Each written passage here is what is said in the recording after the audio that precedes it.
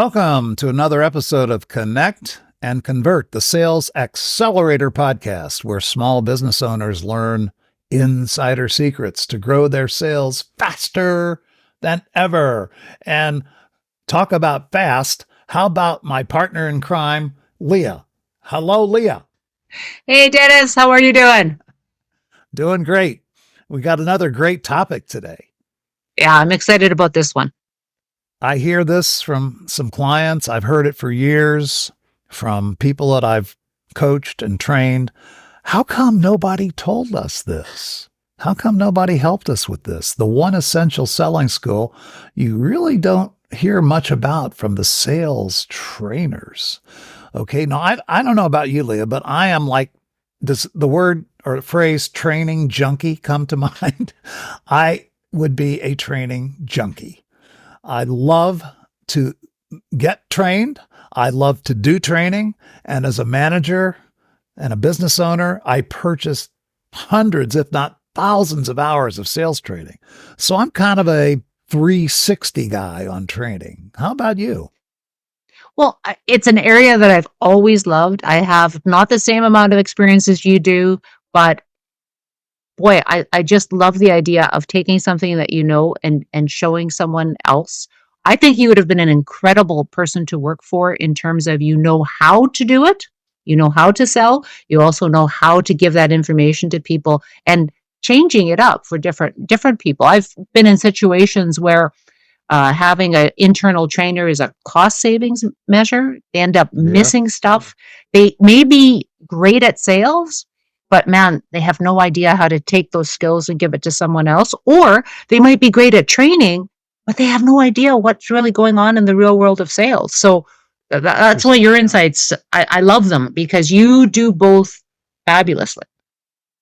Well, I appreciate that. Yeah, the DIY, it can be messy. I know I have had to come in after a DIY. And I'm thinking of one right now. It was a radio station group in Iowa, of all places. And I had to go in and clean up a DIY mess. And I will tell you, the lady who, the general manager, president, general manager, is a smart MBA, very, very smart person, but unfortunately did not have the training chops. Did not have the ability to do the training, had great operational skills and tried to do the DIY as a cost saving measure and not so good. So Today we're going to talk about one particular thing that has been missing in all the training that I have had. And I try to make it part of any training that I perform. Let's set the stage. Okay.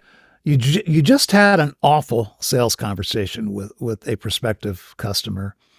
You tried everything, to engage, to understand their situation, to build some type of rapport, to uncover their pain, to look at their buying strategy, how they're going to make this decision. You really and truly want to help them solve their problem, but you couldn't get to it. You couldn't crack this particular customer. So it was a failure, not successful. Nothing went right. There was no connection. There was no discovery, and therefore no sale. Okay. So if you're like most people, that's not your only call of the day. It's on to the next call. How are you feeling? Leah, how do you think our little Sammy salesperson would be feeling at this point? You know what? It is the exact opposite of how he felt before going into the call because you're going in, you're ready, you have your information, you're ready to go. You're so excited about what's going to happen next.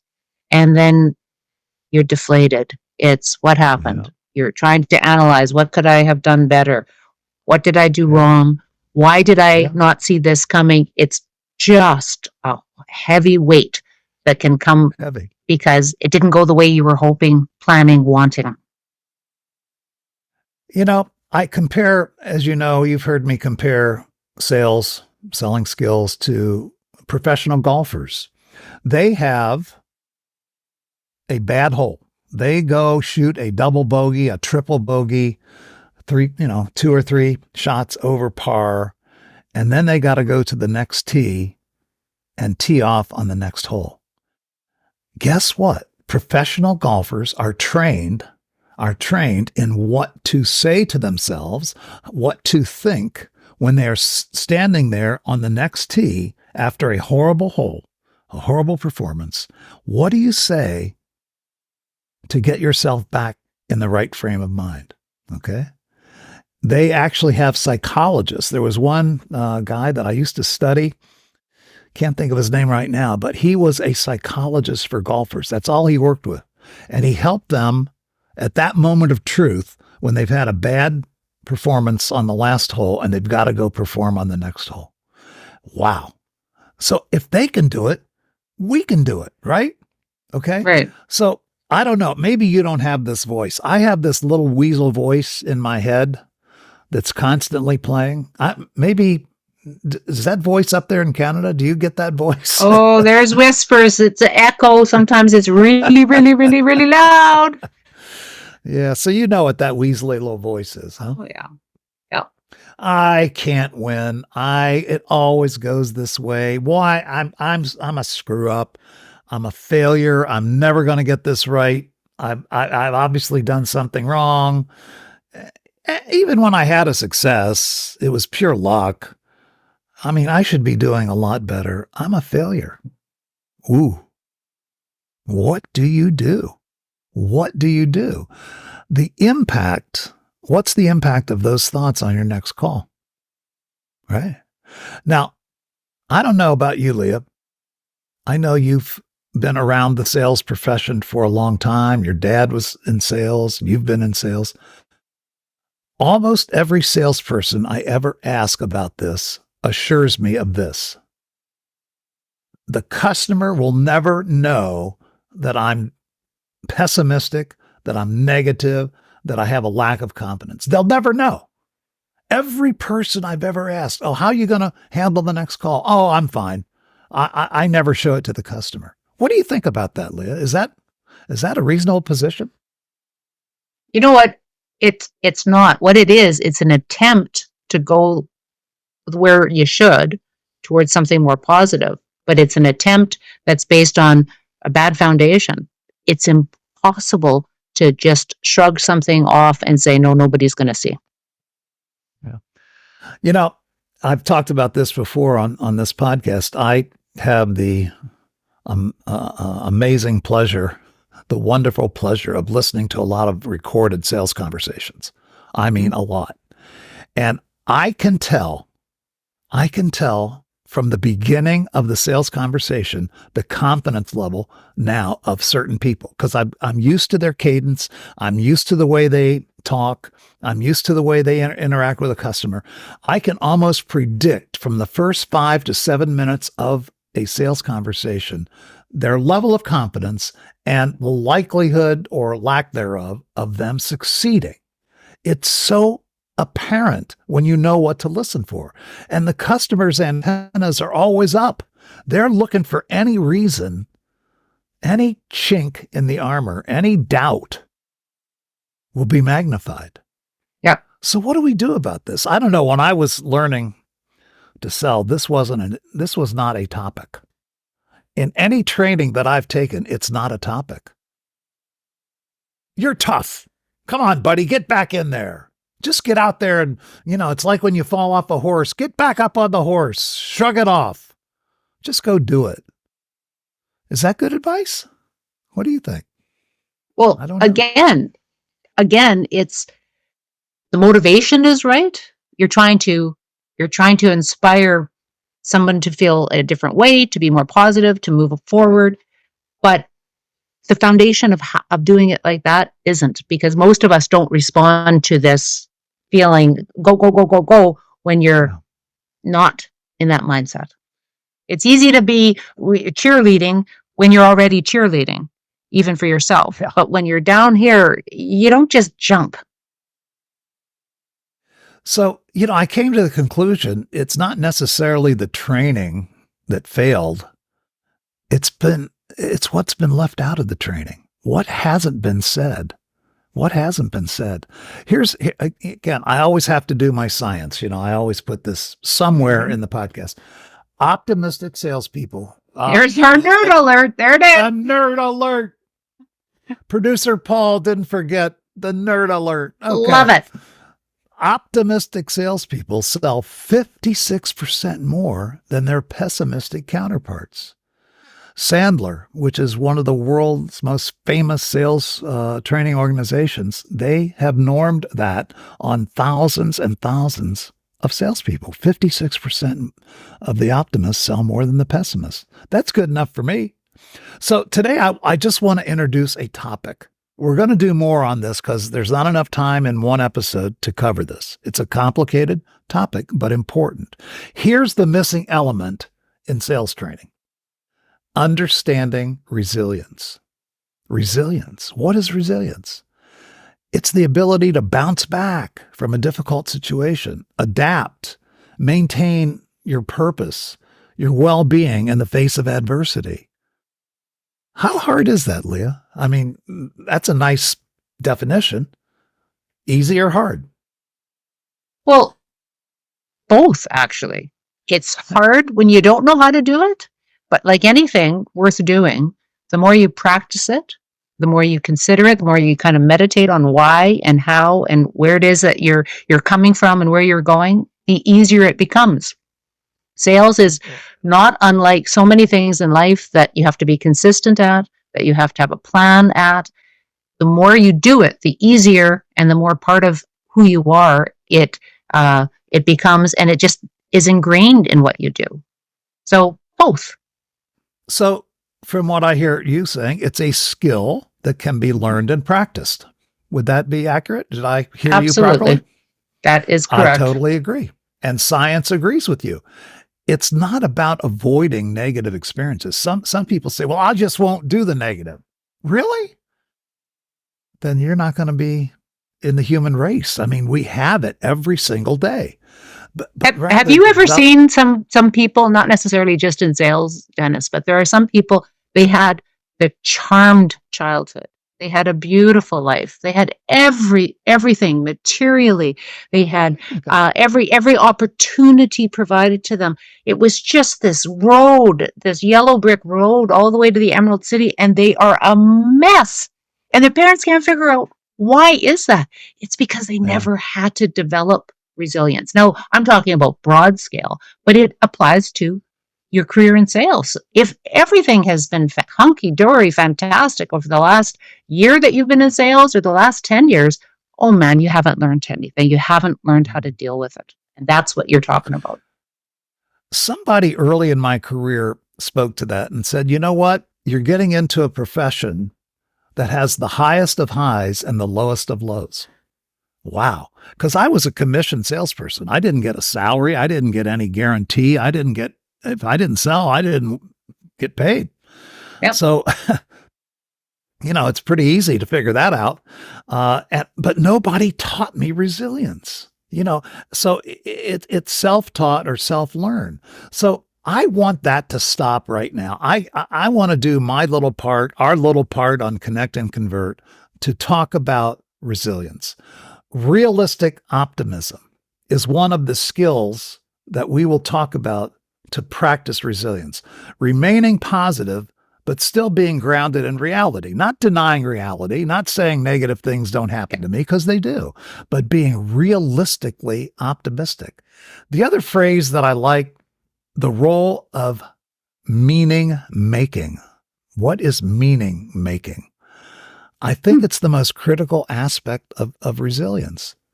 How do you maintain a positive perspective in the face of evil, the face of adversity, in the face of failure?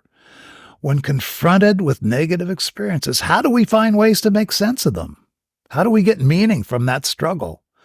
Reflect on, instead of what's not happening, what is happening? What are the lessons we've learned? What strengths are we developing from that negative experience? Finding a purpose that the struggle is not all for naught.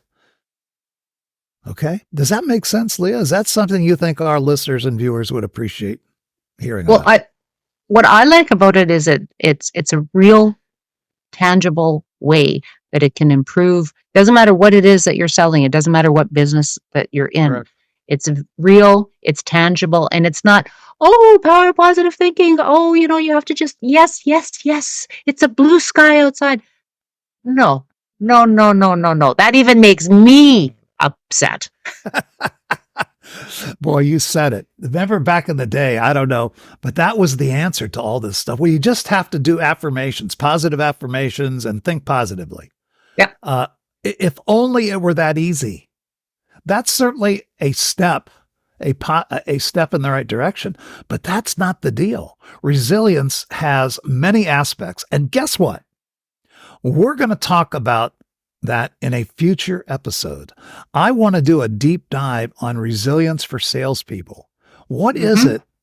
What are the negative biases that we have? There are basically six negative biases that could be categorized. We all have one that we're really good at. We're all good at least one of those negative biases.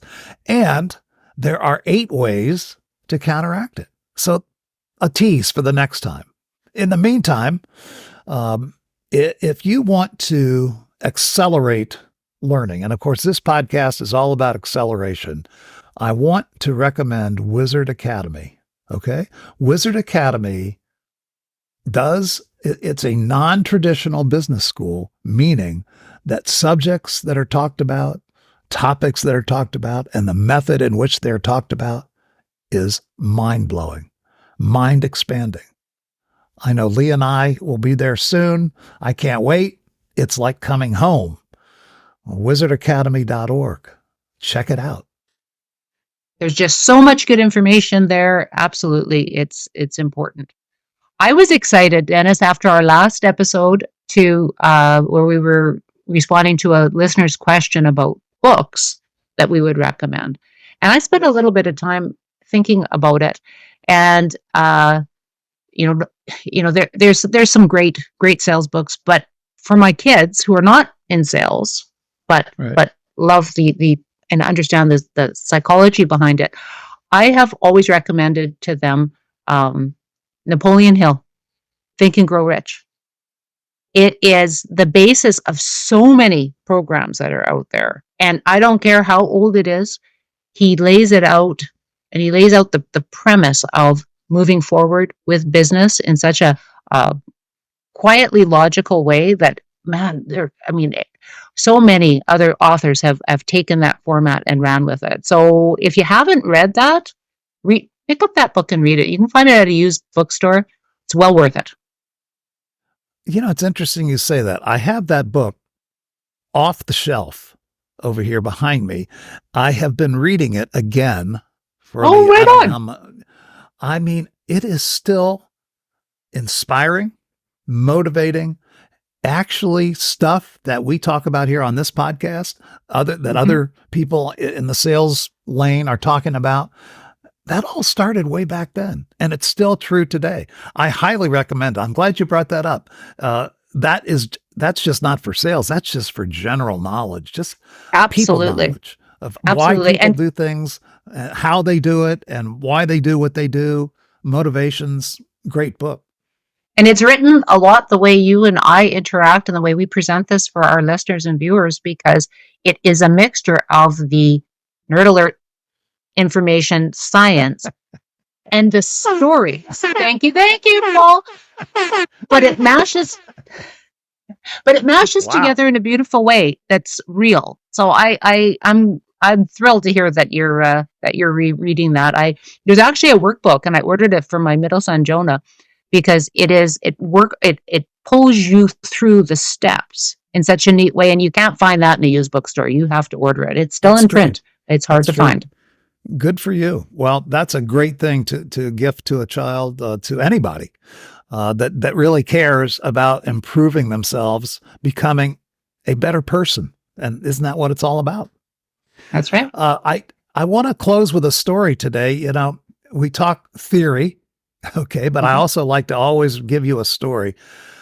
I've recently watched a very competent salesperson in one of my clients' businesses go from a pretty high level of success to a much lower level. Very concerning.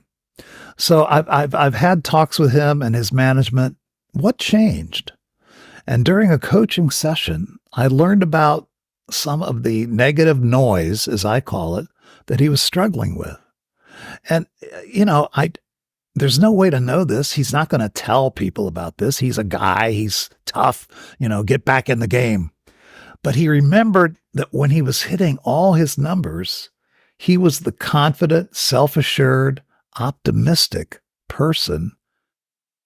And he acknowledged that the situations that he's been facing have turned him around and caused him to be less confident and more pessimistic because of the setbacks. So this is resilience in practice. I am currently working with him on his resilience skills. Again, I won't take all 8 at the same time, but we'll take one and we'll master that. And that's the challenge I would issue to our listeners. The first step to creating a positive frame is self-awareness. We have system 1 brain and system 2 brain, and system 1 brain runs 90% of our stuff every day. Okay. They're automatic thoughts. We don't listen to them. They're just in the background. Start to recognize those thoughts when they appear, those negative thoughts. How do those thoughts make you feel, make you act? That's the first step, Leah, to getting a hold of the negativity bias. Much more on this in future episodes. This is a great topic. I'm really looking forward to diving deep. It's one of my favorites as well, and I can't wait to share some of the stuff that I've learned and stuff that I've used that didn't work and stuff that I've used that did work. We share everything here on Connect and Convert, not just the wins, but also the losses. Sometimes you can learn more from your losses than your wins, Absolutely. Okay, we better say goodbye, and thank you, listeners and viewers, for your time. As always, we'll be back every week. Make sure to tune in to the next episode of Connect and Convert, the Sales Accelerator podcast. See you next time. See y'all.